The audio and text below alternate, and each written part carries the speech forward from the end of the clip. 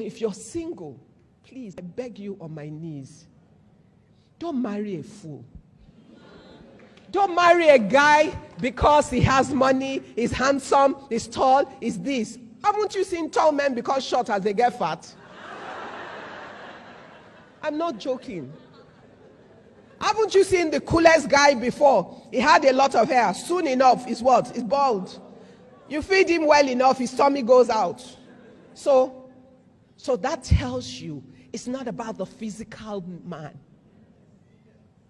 It's about the content of the man, the character and the strength of that man, the fear of God in that man, his ability to help you be what God has called you to be, his ability to hear God and yield to God in nurturing you to be the best of yourself.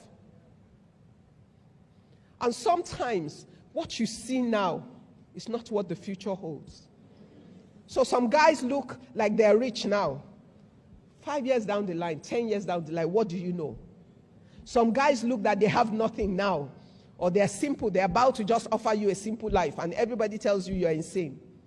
And that's the one that turns out great. God has a lot of surprises along the path of our life. And because we can't see that much, we need to walk closely with God through the ministries of our life. What has God called you to be? What must you do? How have you empowered and equipped yourself? How are you fighting and standing for that which you know is the call of God on your life? I didn't know too much, even as a young Muslim girl, but I knew I wanted to make something of my life. I knew certain things that I sensed. And at the right time, God made sure that He took me over so that I would be able to live the life He had prepared for me. But even before then, I had some small sense that I applied. So somebody likes me, wants to marry me. He's a soldier. I don't want to be no soldier's wife. Not because there's anything wrong with him, but I wanted to have a life, I wanted a family that would be together, and I wanted to have a full career. And as far as I understood it then, they're always moving from one place to the other. Then, at another stage, there was a diplomatic guy, and I thought, I'm no diplomat's wife.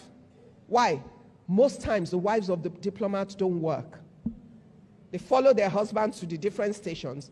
They do some work to keep busy when they're in those countries, but they can't have a full career. And I knew I wanted to make something of my life. I didn't really know what it was, but I sensed in my life that I wanted to make something of my life. So I took hard decisions as a young girl. I said, no, I'm not doing that. Then somebody had a fancy idea that since I was a Muslim girl and there was somebody who loved me and had plenty of money and everything, I would make somebody's second wife. And I thought, me. I'm nobody's second wife. Somewhere, there's my own husband. And everybody told me, you know, you're too smart and ambitious as a young woman. Most young men can't cope with you. You're going to end up marrying an older person. I said, I don't care. If that's the older person that is called to me, as long as he has the capacity to help me to be me. But God in His wisdom, as I stood, I met the Lord. As I met the Lord, I met my husband months before I met the Lord. Same year. I met my husband in January.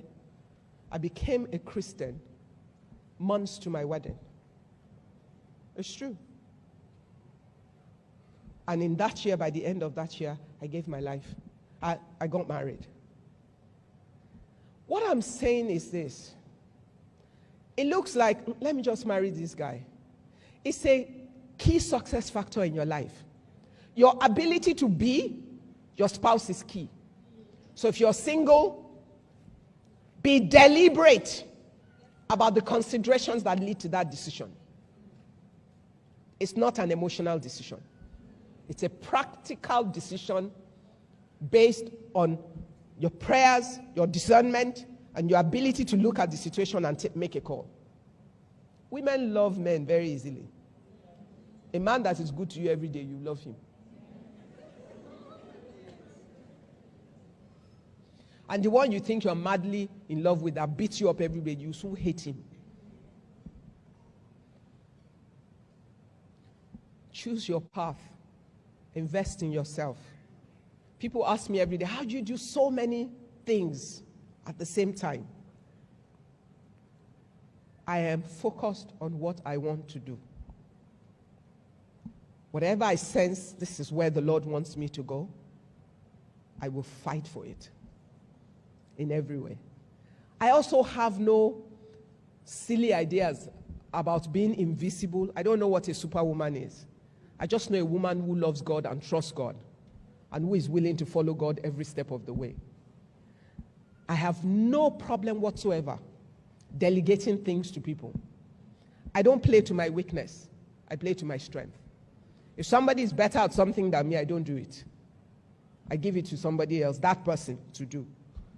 I focus on my own strength and enjoy the support of the people who are better at the things I'm not good at. Why? It's a waste of time for me trying to catch up when somebody already can do it better than me. I will play to my own strength, and everybody else has to be trying to catch up with me. People. The other part of it is people. People in your life will make a difference. People. Be sure as a woman of your network. Let your support base be critical to where you're going. Find the right voices around you that will encourage you and lead you and support you in line with where you want to go.